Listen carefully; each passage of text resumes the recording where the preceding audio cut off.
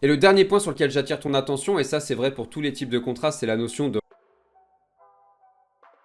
Si tu maîtrises ces 6 points clés, alors tu réussiras ton entretien d'embauche pour décrocher un stage. Bienvenue à toi dans cette nouvelle vidéo, moi c'est Nicolas Dezeuvre. Depuis décembre 2019, j'accompagne les candidats à trouver stage, emploi, alternance le plus vite possible. Et dans cette vidéo, je vais t'expliquer comment réussir ton entretien d'embauche pour trouver un stage le plus rapidement possible et avoir un oui du recruteur. Il est fort probable que tu aies encore besoin de moi dans les mois ou années à venir pour d'autres recherches, donc pense à t'abonner dès maintenant, ça te servira pour plus tard. La première chose à bien comprendre, c'est que les recruteurs n'ont pas envie de s'embêter avec de la paperasse, avec des questions sans réponse, donc il faut absolument que tu connaisses toutes les informations sur ton stage. À partir de quand, la durée, quelle sera à peu près ta mission, quels sont les contacts écoles, bref, toutes ces informations-là qui vont permettre à l'entreprise de comprendre ton projet et d'aller 10 fois plus vite derrière.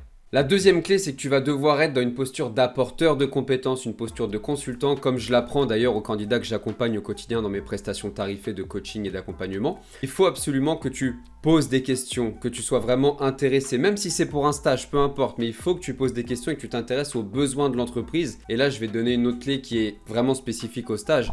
Il faut que tu poses des questions sur un besoin court terme, parce que le stage, c'est pas quelque chose qui va durer 5 ans. Donc, il faut que tu arrives à apporter ta plus-value à une entreprise dans un laps de temps réduit. Donc, essaie de savoir sur quelle petite mission, une programmation sur un logiciel, une petite étude de marché sur quelque chose qui pourra leur servir plus tard, quelques recrutements de stagiaires ou d'alternants si tu es dans un service RH, ou la création de supports de formation par exemple. Des missions comme ça qui peuvent être vraiment faites sur quelques semaines ou quelques mois pour que la personne en face puisse comprendre toute l'ampleur de ta démarche et voir ta plus-value si tu travailles avec eux, encore une fois, sur du court terme.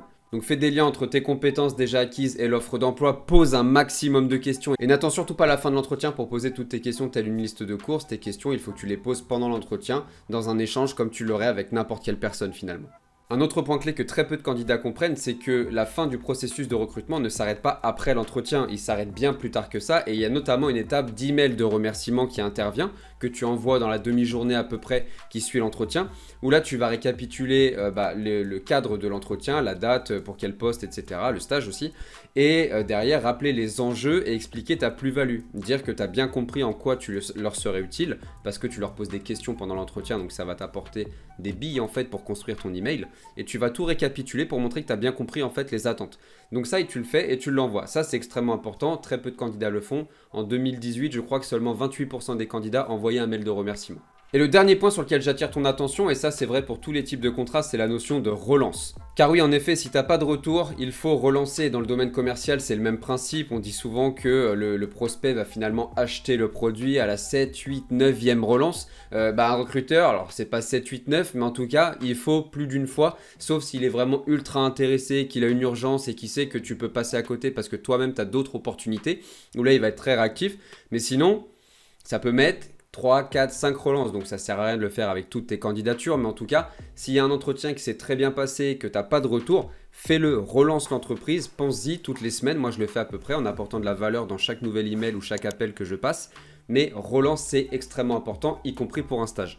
Voilà, j'espère que cette petite vidéo courte et concise t'aura plu. Moi, je vais toujours à l'essentiel. Je peux même te faire des exemples concrets dans des prochaines vidéos. N'hésite pas à me le dire en commentaire si tu veux que je te montre des exemples concrets, d'emails de remerciements, plein de choses comme ça. Abonne-toi, surtout extrêmement important. Lâche un gros like, ça te prend une seconde de le faire. Regarde également tous les liens qui sont en commentaire de cette vidéo. Il y a beaucoup de choses qui pourraient t'intéresser. Et clique notamment sur le premier, tu verras, tu ne seras pas déçu.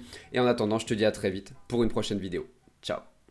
Si cette vidéo t'a plu, n'hésite pas à la liker, la partager, la commenter. Tu as aussi tous les liens dans ma description auxquels tu peux accéder dès maintenant. N'hésite pas à me suivre aussi sur mes réseaux sociaux. Et en attendant, je te dis à très vite pour une prochaine vidéo. Ciao.